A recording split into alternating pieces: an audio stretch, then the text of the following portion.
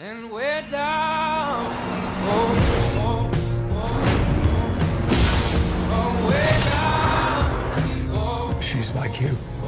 Very much like you. So we're down. Hey, what's going on, guys? Welcome back to Offensive Movie Reviews, and today we're going to talk about Logan. So Logan is another one of these Fox Marvel movies, not to be confused with the Disney Marvel movies, which is a big timeline, continuity, Iron Man, all that stuff. This is the X-Men, Wolverine, and all that stuff, Deadpool, and everything else. It's rated R, starring once again Hugh Jackman in his supposedly final performance as the Wolverine, aka Logan. He's also in this movie with Patrick Stewart, who is reprising his role as Professor Xavier. The movie is taking place around 2027, 28, 29, around that time frame. And things look pretty much mostly the way they do now. We're going to get into the timeline stuff in a little bit. But the premise of this movie is that there's this young girl who comes across a Logan who's really, he's kind of down and out at this point. Mentally, physically, emotionally, spiritually, he's kind of beaten into the ground at this point. Apparently, all the X-Men have pretty much gone away except for him and Xavier. Xavier is 90 some odd years old now. He's dealing with some issues of his own. Wolverine's kind of taking care of him in a way. They're hovering between the border of Mexico and the United States. Of course, this movie does some things that kind of annoy me with, you know, a little social-political commentary, but it doesn't beat you over the head, so don't worry about that too much. We find out that there are these guys that are chasing after this girl, and it is up to Logan and Professor X to not only protect her, but to get her to this place in North Dakota. I'm not giving away too much by saying that, where she can be safe, where she feels she's going to be safe. We have basically a road movie that's extremely violent, lots of blood, lots of cursing, and it's a frickin', in this review, it's a fucking good time. The action, my God, some of the action, for the very beginning of the movie, you see, like, Logan's just wasting people. There are blades going through heads, limbs, arms, all kind of appendages. Blood is flying everywhere. People are getting wrecked in this movie, got claws sticking out of their eyeballs and shit. I mean, this thing is graphic. And if you don't know that the young girl, most people know this, she's X-23 from the comic books, and she is basically Wolverine-esque, a female version, I guess. And there's a lot that goes on with the story between the two of them, the story between Xavier and Wolverine. Even the villain in the movie, there's stories going on there between Wolverine and there's a lot that goes on. And through the course of the movie, you kind of learn those kind of larger storyline elements about what really is going on in this universe, what happened to the X-Men, what's happened to Wolverine, what's happened to Professor Xavier, what's happened to mutants in general. That stuff is interesting, but that's not where the core of this movie is. The core of this movie, though, is about the emotional ties between the three main characters, and that comes off really well in this film. The portrayals, Patrick Stewart, actually, I think he kind of steals this movie a little bit. This is a Professor Xavier by him that we have never seen before, and it's great. It's fantastic. And a little sad in some respects. Same thing with Logan, but you get that. You get that sense that you need this in this kind of a film. This gritty, R-rated, emotionally draining exercise that we have going on here. And I can't say enough about it. Most of this movie was fantastic.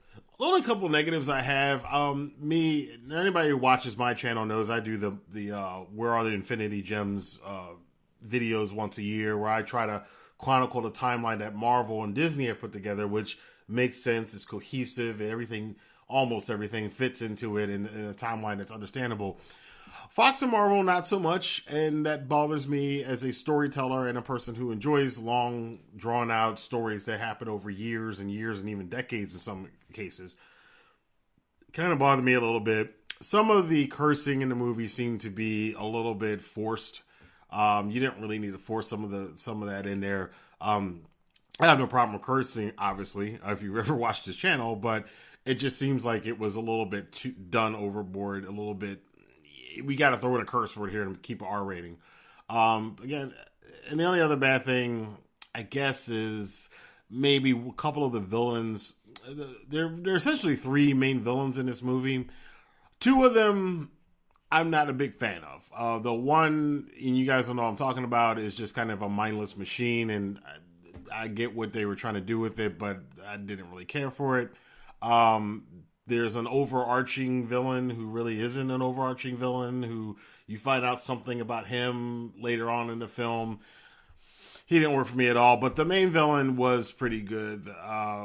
I don't want to go too far into any of this stuff because it may be spoilerish, but the one villain's great. The other two you can kind of get away from. Cinematography is very gritty in here. The soundtrack's interesting. It doesn't beat you over the head with any soundtrack. This is basically a movie about dialogue, so the soundtrack's not really that important in this film.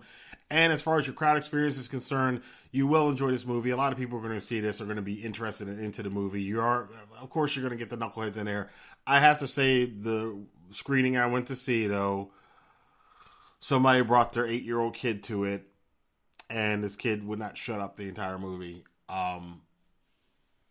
Not something that you want to do. I also have to note to people who are seeing it this weekend, the screening people probably did not get this, but there is a real, before the movie really starts, you get a little bit of Deadpool in here, which adds fuel to the fire to think that Wolverine, Hugh Jackman, might not be ending that role in this Logan movie. We might see him in Deadpool 2. So keep an eye on that, but that was an enjoyable little surprise for anybody who's watching the movie this weekend. Timeline. Now, the timeline is also, like I said, the Fox Marvel timeline is completely fucked. Now, from what I've gleaned, this movie is supposed to take place about 5 or 6 years after the events of Days of Future Past. Of course, that apocalyptic future we saw in Days of Future Past got all reset. So somewhere in that 5-year period where Wolverine went back to the normal future, if you remember at the end of Days of Future Past, he's back at the mansion. Beast is still there, Storm is there, Jean and Scott and everybody's still there, and everything's still very pristine. And then 5 or 6 years later, we're supposed to get to this Logan thing where when you watch Logan, you'll kind of go, boy, that must have been a rough fucking 5 years they had. But the thing to take away from this is, timeline-wise, don't worry about continuity and timelines and what fits where and what year with the Marvel, not the Marvel universe, but the X-Men Fox universe. It really doesn't matter. They've screwed it up. So I thought they had reset it with Days of Future Past, but now we've just completely gone out of it now. What I would say is I probably compare it to like this. There are two main timelines in the X-Men universe. There's X1, X2, and X3, and then they kind of cross with Days of Future Past kind of bridges those with the First Class Apocalypse movies. So you've got those kind of weave, and then those Wolverine movies, they're just kind of, I think all three of them are just in somewhere else, because there's stuff that happens in those three movies that doesn't make any sense. I mean, really, let's look at the Wolverine movies. The Wolverine Origins, you have a Deadpool, but it's not the Deadpool, so it's a different Deadpool that had no mouth and couldn't talk. So that doesn't really count. And you got the Wolverine who Xavier came back, and they never really explained, because he should have been dead at that point and in a different body, and I don't really know. And then now this one, they're in like a future that doesn't look like it was affected at all. Now there are X-Men comics in this Logan movie that he kind of says this is BS. They're actual X-Men comics, and it does play into the plot a little bit more than just being an Easter egg. So I like that part, but it bothers me because that's kind of, I like stories that people follow the stories, and there's you can go back and stuff makes sense. When things stop making sense, and as a fan you go, well, wait a minute, they were blah blah blah blah. It's annoying, but it's not. It's going to be annoying to people like me, but it's not going to be annoying to most people. So I accept that, and for that reason, I'm going to give Logan a 4 out of 5 fingers. I know a lot of people are raving about it. It's the greatest thing since sliced bread. I didn't give it 5 because there are a couple things that I didn't like about it. The middle part slowed down a little bit too. But this, by all means, is a great film.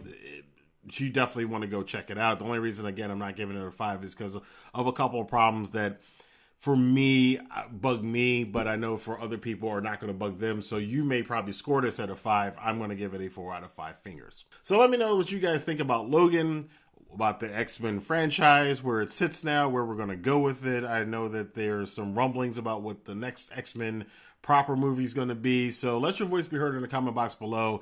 Hit the like button if you like this video. Share this with anybody you think would find it interesting. And definitely check us out for more reviews here on Offensive Movie Reviews. Have a good night. No. And we're down. Oh,